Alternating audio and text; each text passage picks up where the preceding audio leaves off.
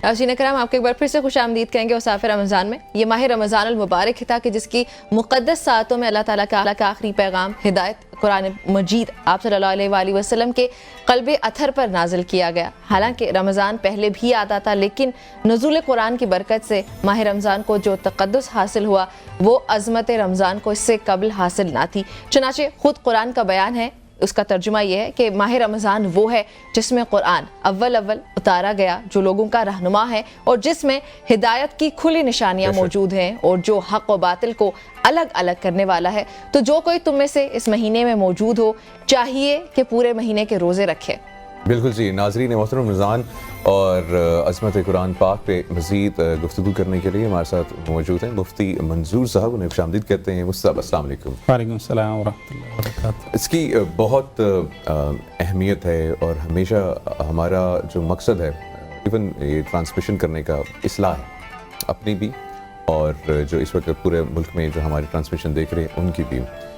सबसे पहले मैं चाहूँगा कि इस्लाह के पॉइंट ऑफ व्यू से जो है हम अपनी ज़िंदगी को, अपने अमाल को कैसे बेहतर कर सकते हैं, इस पर रोशनी। अल्हम्दुलिल्लाह व कफ़ा व सलामुन अला इबादिहिल्लज़ीन इस्तफ़ा, अम्मा बअद फ़अऊज़ु बिल्लाहि मिनश शैतानिर रजीम, बिस्मिल्लाहिर रहमानिर रहीम। शहरु रमज़ानल्लज़ी उन्ज़िल फ़ीहिल क़ुरआन हुदल लिन्नासि व बय्यिनातिम मिनल हुदा वल फ़ुरक़ान, फ़मन शहिदा मिनकुमुश शहर फ़लयसुम इला आखिरिह। वक़ाल तआला इन्न हाज़ल क़ुरआन यहदी लिल्लती हिय अक़वम, क़ाल रसूलुल्लाह सल्लल्लाहु अलैहि वसल्लम अल क़ुरआन हुज्जतुल लका औ अलैक, सदक़ल्लाहुल अज़ीम। बहुत शुक्रिया आपका, आपने बहुत अहम मौजू पर मुझे लब कुशाई का मौका दिया। और रमज़ान की बाबरकत लम्हात हैं, ये रहमतों, बरकतों, अज़मतों वाला महीना है। तो इस अज़मतों वाले महीने में आपने मुझे अज़ीम किताब के ऊपर मौका दिया। देखें, इस्लाह हमारी होनी चाहिए और इस्लाह इंसान के लिए बहुत ज़रूरी है, लेकिन इस्लाह कैसे होगी? जैसे मैंने आयत पढ़ी कि इन्न हाज़ल क़ुरआन यहदी लिल्लती हिय अक़वम, कि ये जो अज़ीम किताब है, ये अज़मतों वाली किताब, ये बरकतों वाली किताब, ये कौमों की हिदायत का ज़रिया बनेगी। ठीक है, अब कौमों को हिदायत कैसे होगी? इंसान की इस्लाह तभी होती है कि वो हिदायत के रास्ते की तरफ आए, वो दीन की तरफ आए, वो शरीयत की तरफ आए। तो ये तभी होगा कि जब हमारा ताल्लुक़ इस कुरान मजीद के साथ होगा। मैंने आयत करीमा के बाद एक हदीस मुबारक का सहारा लिया। हुज़ूर नबी करीम सल्लल्लाहु अलैहि वसल्लम ने फरमाया कि अल क़ुरआन हुज्जतुल लका औ अलैक, कि ये कुरान तुम्हारे लिए हुज्जत होगा या तुम्हारे खिलाफ हुज्जत होगा। हमारे लिए हुज्जत किस तरह होगा कि जैसे हमने अपना ताल्लुक़ इस कुरान पाक के साथ जोड़े रखा, इसको पढ़ा, इसके हलाल को हलाल जाना, इसके हराम को हराम जाना। हमारी इस्लाह तभी होगी ना जब हम इस कुरान मजीद के करीब ही नहीं जाएंगे, इसको पढ़ेंगे नहीं, इसको समझेंगे नहीं, तो हमारी इस्लाह या कैसे होगी? एक दूसरी हदीस मुबारक है, नबी करीम सल्लल्लाहु अलैहि वसल्लम ने फरमाया कि अल कुरान और रमज़ान वल कुरान यशफ़ाअन लिल्लाह, कि रमज़ान और कुरान बंदे की सिफारिश करता है। ठीक है, और ये अगर हम इस कुरान मजीद को पढ़ेंगे तो कल ये हमारे लिए हुज्जत होगा, यानी अल्लाह की अदालत में कहेगा कि या अल्लाह, मैं तेरी सच्ची किताब था, इस बंदे ने अपना ताल्लुक़ मेरे साथ जोड़े रखा, मुझे पढ़ता रहा, मेरे हलाल को हलाल जाना, हराम को हराम जाना, तो मेरी सिफारिश इसके हक़ में कबूल फरमा। तो रब्बे कायनात इस अजीम किताब की सिफारिश उस बंदे के हक़ में कबूल फरमाएंगे। औ अलैक, या हमारे खिलाफ हुज्जत होगा। हमारे खिलाफ हुज्जत इसी तरह होगा कि जो आज हमारा मुसलमानों का ताल्लुक़ है। देखें, मेरी हम सब की मादरी ज़बान अरबी है नहीं है, ठीक है, ये अरब में नाज़िल हुआ, तो लेकिन उन लोगों ने भी समझा। तो हमें चाहिए कि हम कुरान मजीद के मानी और मफ़हूम को जानें, उसके तर्जुमे को पढ़ें, तफसीर को पढ़ें, उलमा की तरफ रुजू करें, तभी हमें पता चलेगा कि कुरान हमसे क्या कह रहा है। ठीक है, अगर ये हम इसे पसे पुश डाले रखेंगे, इसे पढ़ेंगे नहीं, जैसे वो एक शायर ने कहा था ना, कुरान की फरियाद उसने जिक्र की कि ताकों में सजाया जाता हूँ, तावीज़ बनाया जाता हूँ, धो धो के पिलाया जाता हूँ, जुज़दान हरीर रेशम के, फिर इतर की बारिश होती है। हम क्या करते हैं, बहुत अच्छा गुलाब चढ़ा लेते हैं, या मुश्किल में मौलवी साहब के पास गए तावीज़ बनाने के लिए। देखें, मिसाल के तौर पर आप या मैं किसी डॉक्टर के पास जाएं, डॉक्टर से कहें कि डॉक्टर साहब मुझे कोई तकलीफ़ है, बीमारी है, डॉक्टर बहुत अच्छा नुस्खा आपको दे, आप वो नुस्खा ले जाकर अपनी अलमारी में रख दें, तो आपको फ़ायदा होगा?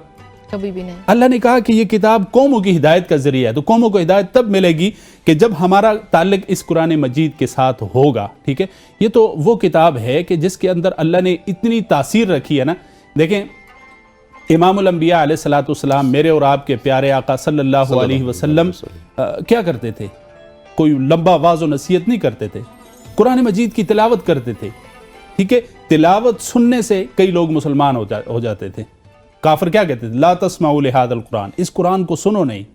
تو اس کتاب کی اللہ نے بہت ساری خصوصیات رکھی. ایک تو یہ کہ یہ دنیا میں سب سے زیادہ پڑھی جانے والی ہے، اور دوسرا یہ مونس اور غم خوار کتاب ہے کہ انسان کسی بھی مشکل میں، تکلیف میں، پریشانی میں، آج ہم کہتے ہیں نا ٹینشن ہے، یہ ٹینشن فری ہے. ٹھیک ہے، اگر ہم اب ٹینشنوں سے نکلنا چاہتے ہیں تو ہم اس کتاب کی طرف آئیں. ہم دیگر چیزوں کا سہارا لیتے ہیں. اور پھر یہ وہ کتاب ہے کہ جو اپنی دوستی کو ہمیشہ نبھائے گی. میں نے حدیث بھی آپ کو پہلے پڑھ کر سنائی کہ اگر ہم اپنا تعلق اس کے ساتھ جوڑے رکھیں گے، اس سے دوستی کریں گے، تو یہ کل اللہ کی عدالت میں کہے گی کہ یا اللہ، میں تیری سچی کتاب، اس بندے نے اپنا تعلق میرے ساتھ جوڑے رکھا، آج میری سفارش اس کے حق میں قبول فرما. اور اللہ رب العزت قرآن مجید کی سفارش اس بندے کے حق میں قبول فرمائیں گے. سبحان اللہ. تو اس لیے ہمیں اس پر عمل کرنا چاہیے، اس کے احکامات کو سمجھنا چاہیے، اس کے ترجمے کو سمجھنا چاہیے. اور رمضان کے علاوہ بھی، یعنی غیر رمضان میں بھی اس کو پڑھنا چاہیے، روٹین میں پڑھنا چاہیے، سمجھنا چاہیے. اچھا، اس میں کافی مسائل یہ بھی آتے ہیں کہ کچھ جو ہیں اس میں مختلف رائے ہیں. کچھ کہتے ہیں کہ جی اس کو باقاعدہ سیکھ کے پڑھنا چاہیے، جیسے آپ نے بتایا نا عربی زبان ہماری نہیں ہے، تو کچھ لفظوں کی جو ہے ادائیگی مکمل نہیں ہوتی ہے، تلفظ جو ہے وہ صحیح معنوں میں جو ہے اس کا جو ہے وہ نہیں ادا ہوتا. تو اس پہ کیا ہے؟ اچھا، ایک حدیث مبارکہ ہے کہ آقا دو عالم صلی اللہ علیہ وسلم نے فرمایا کہ اقرأ القرآن بلحون العرب واصواتها، کہ قرآن کو عربوں کے لہجے اور انداز میں پڑھو. دیکھیں ہم سب چیز سیکھتے ہیں نا، اسپیچ انگلش سیکھتے ہیں، باقی زبان ہم سیکھتے ہیں، کتنی محنت کرتے ہیں. تو اگر یہ قرآن مجید ایسی کتاب ہے نا جی، اس پر کوئی بھی آدمی عمر کے کسی حصے میں بھی، کوئی بھی ہے جو اس کو بچہ ہو بڑا ہو، تھوڑی سی محنت کرے تو اس کو سیکھ جاتا ہے. ٹھیک ہے، تو اس کے انداز کو سیکھنا چاہیے. یہ ہم سیکھتے ہی نہیں ہے، یہ ہماری بہت بڑی بدبختی ہے. جو ہمارے زیادہ تر لوگوں کو آپ دیکھیں گے تو وہ سپیڈ میں ایسے قرآن پڑھیں گے. قرآن کو پڑھنا کیسے ہے یہ کسی کو پتہ ہی نہیں ہوگا. قرآن کو پڑھنے کا حق ہے نا کوئی ایک. اس میں ماہر لوگ موجود ہیں، ان سے تھوڑے سے الفاظ ابتدا میں جو ہے وہ الفاظ کی ادائیگی، صرف قاعدہ پڑھ لیں. ہاں جی، ان کے مخارج جو ہوتے ہیں کہ کون سا حروف کہاں سے ادا ہوتا ہے، تو انشاءاللہ تھوڑی سی اگر ہم پریکٹس کریں گے تو ہم ایک اچھا قرآن پڑھنے والے ہوں گے. اور پھر قرآن کو خوبصورتی سے پڑھنے کا حکم دیا گیا. اچھا، پھر ایک حدیث مبارکہ کے اندر آپ صلی اللہ علیہ وسلم نے فرمایا کہ رب قاری القرآن والقرآن یلعنہ، کہ بہت سارے قرآن پڑھنے والے ایسے ہوتے ہیں قرآن ان پر لعنت بھیجتے ہیں. وہ ایسے ہی ہوتے ہیں کہ جو سمجھتے نہیں ہیں اور بس سیکھا نہیں ہے. اور پھر میں اور آپ دنیا کا کوئی کام اگر سیکھنا چاہیں تو ہم اس میں شرم محسوس نہیں کرتے، سیکھتے ہیں. لیکن قرآن سیکھنے کے لیے ہم کہتے ہیں کہ نہیں جی، کسی عمر میں بھی انسان سیکھنا چاہیے. اور بھی نمرہ نے بڑی اچھی بات کی تھی کہ پڑھنے کا جو ایک طریقہ ہے، جیسے قرآن اللہ بھی فرماتا ہے کہ ٹھہر ٹھہر کے جو ہے پڑھنا چاہیے، سپیڈ میں نہیں پڑھنا چاہیے، اور دکھاوا، وہ شو آف نہیں کرنی چاہیے. ورتل القرآن ترتیلا، قرآن کو ٹھہر ٹھہر کر پڑھو. اور پھر خود آقا دو عالم صلی اللہ علیہ وسلم نے فرمایا کہ اس کو عربوں کے لہجے میں پڑھو، عربوں کے انداز میں پڑھو، یعنی اپنی اچھی آواز کے ساتھ اس کو پڑھنا پسند کیا گیا. بالکل، جو تجوید اگر آپ سیکھ لیتے ہیں نا تو آپ کے مخارج ٹھیک ہو جاتے ہیں، آپ کو پتہ ہوتا ہے آپ نے کہاں پہ کیا کرنا ہے، کیا رولز یہاں پہ اپلائی ہوتے ہیں، تو پھر وہ آپ کی نیچرلی خوبصورت ہو جاتی ہے تلاوت، اور پھر آپ کو پڑھتے ہوئے بھی مزہ آتا ہے. تو فطرت وہی ہے نا. دیکھیں ہماری یہی فیلڈ ہے نا.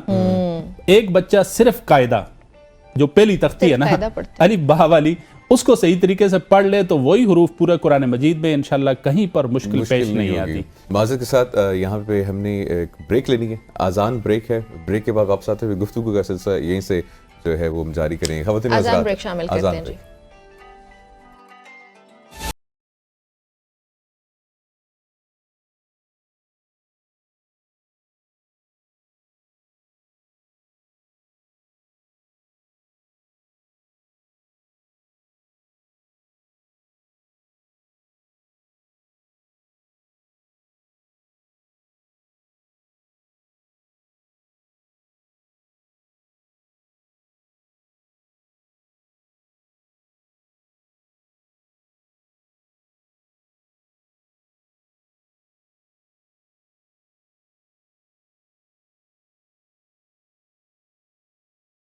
ایک بار پھر آپ سب کو خوشامدید کہتے ہیں اوصاف رمضان میں. اس وقت ہمارے ساتھ موجود ہیں مفتی مولانا منظور صاحب اور ان سے گفتگو ہو رہی ہے قرآن پاک کی اہمیت کے حوالے سے, اور میرے خیال سے بھی آپ اسی پہ روشنی ڈال رہے تھے کہ رمضان المبارک میں روزے کے بارے میں قرآن کے جو کچھ آیات ہیں وہ آپ بتا رہے ہیں. یہ میں نے آیت کریمہ پڑھی کہ یا ایھا الذین آمنوا کتب علیکم الصیام کما کتب علی الذین من قبلکم لعلکم تتقون. تو میں یہ گزارش کر رہا تھا آپ سے کہ اللہ رب العزت نے ایمان والوں کو کتنے پیارے انداز میں, کتنے محبت برے انداز میں, یا ایھا الذین آمنوا, اے ایمان والوں. تو یعنی اللہ ہمیں دعوت دے رہے ہیں, بلا رہے ہیں. اور پھر یہاں روزے کے جو احکامات ہیں, روزے میں بھی اللہ نے کہا کہ یہ روزے تمہارے اوپر جو فرض کیے ہیں, ایسا نہیں کہ یہ تمہارے اوپر ہیں, تم سے پہلے لوگوں پر بھی. لیکن آگے فرمایا کہ لعلکم تتقون, یہ تمہارے اوپر اس لیے فرض کیے ہیں تاکہ تمہارے اندر تقوی آ جائے, تمہارے اندر پرہیزگاری آ جائے. اور پھر دوسری جگہ آپ نے شروع میں کہا تھا کہ ہماری اصلاح کیسے ہو, تو اللہ رب العزت نے ایک دوسری جگہ فرمایا کہ یا ایھا الذین آمنوا ادخلوا فی السلم کافہ, کہ ایمان والو اس دین کے اوپر پورے کے پورے دین کے اندر داخل ہو جاؤ. ٹھیک ہے, ولا تتبعوا خطوات الشیطان, شیطان کی پیروی نہ کرو. شیطان تو انسان کا دشمن ہے, اور اگر ہم دین کی طرف آئیں گے, اسلام پورے کے پورے اسلام کی طرف آئیں گے.